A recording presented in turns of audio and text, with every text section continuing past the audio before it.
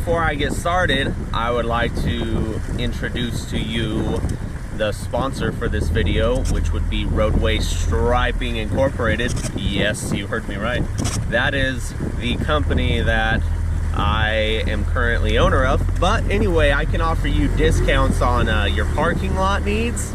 You can restripe your parking lot, concrete wheel stops, power washing, sign installations, anything that if you have a parking lot, I probably do something to improve your parking lot. So if you're in the Central Texas area, I can get you a deal on a parking lot. All you have to do is click on the link below in the video description. You click on that link and you'll fill out that special form that I made. And with that special form, I'll be able to work up a price for you and give you a discount. So, go ahead and do that.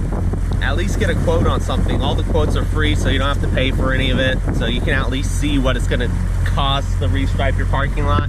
So maybe you can start getting a budget together. So anyway, that's it for today. So let's go out and see if we can catch some of these elusive winter fish.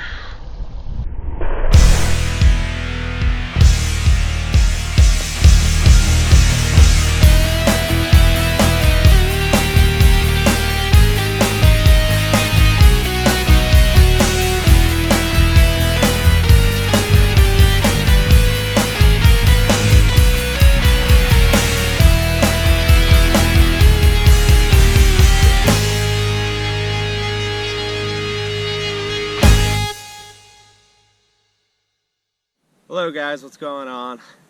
It's another day, another video. I'm going to try to keep this one short and sweet, so hopefully you can watch the whole thing.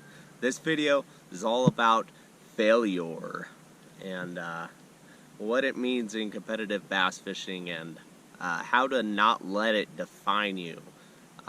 Most of us who do go fish bass tournaments, either small league, big league, are going to lose. Like, probably more often than not, just because of sheer odds and sheer numbers. Now, you may get on a good streak and you may win a whole bunch of tournaments, or you could go on a bad streak and just lose like everything, and that's kind of what I've been doing lately, so that's great. Anyway, how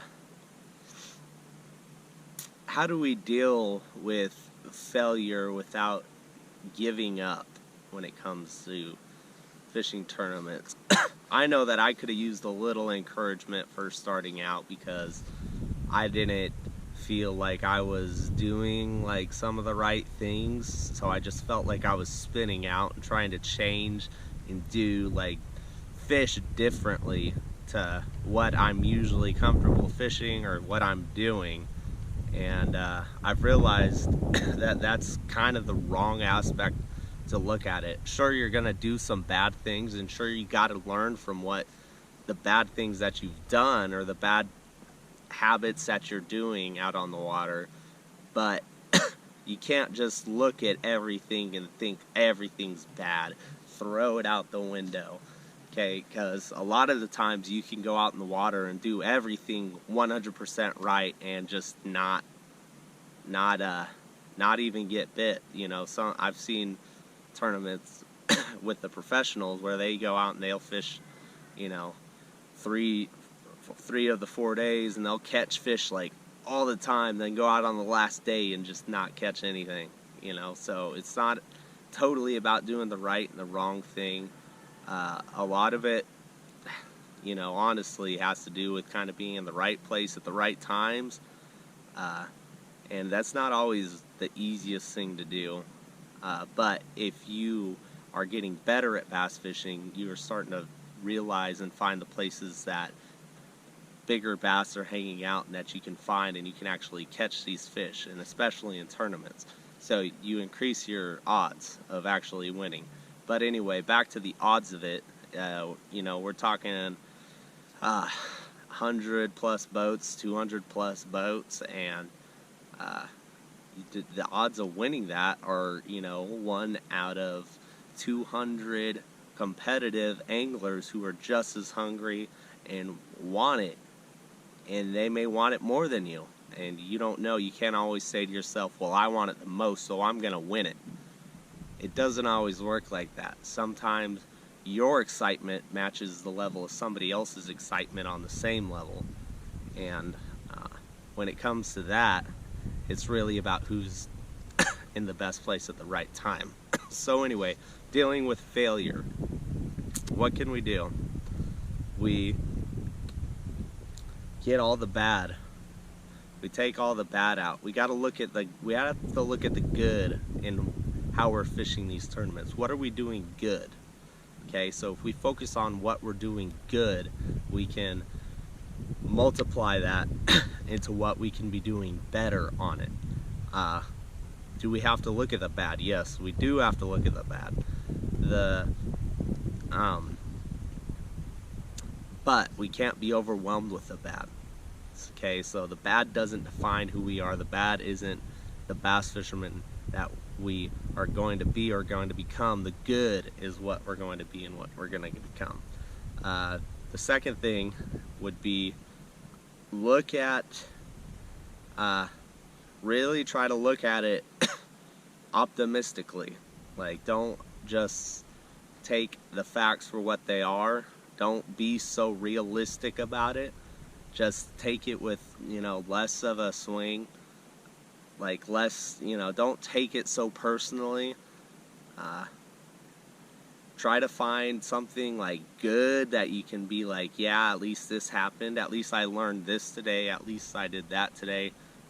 For example, this is about a week away, a week past the FLW BFL on Sam Rayburn that I fished, and I finished 174th out of 230. So that that hurts. Like, I don't like doing that. But anyway, the co-angler fishing off the back of my boat, he got 8th place out of 230 fishing in his own tournament and everything. Okay, so if it wasn't for what I knew, the spots that I went to, and the entire teamwork of the day, he may not have gotten 8th. Now, he is a very talented angler and he did well, and he was doing some things differently than I did. But if he was on somebody else's boat, he might not have done the same thing. He might have done better. But anyway, I'm happy for him because he got 8th, and that was on my boat, and that was like on my spots, and that was everything that I was doing. So if we're gonna take something away, take what's good away. Don't take what's bad away. Don't think like, I'm just so bad at this. Like, you may figure out that you're a lot better than you actually think you are. The last thing that I'll touch on is time, because time is the biggest factor when it comes to facing failure.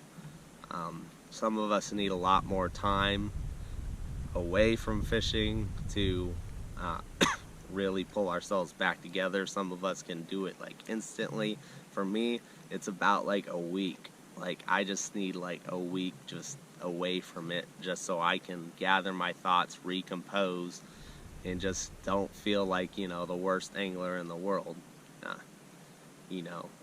So I hope that this video goes to encourage those of you who have lost or dealing with a lost tournament, because I know how hard it is and how difficult it can be to face a situation where you feel like you're less superior than one of others. But take some time off from fishing, however long you need. If it's a day, whatever. I mean, if you only fish every weekend, I mean, that makes it easy. You kind of just, that was a bad weekend. Well, maybe next weekend will be better. So that's all I have for you guys for right now. So hopefully this video helped you, and hopefully I can see you in the next one. So subscribe, like this video. Thank you.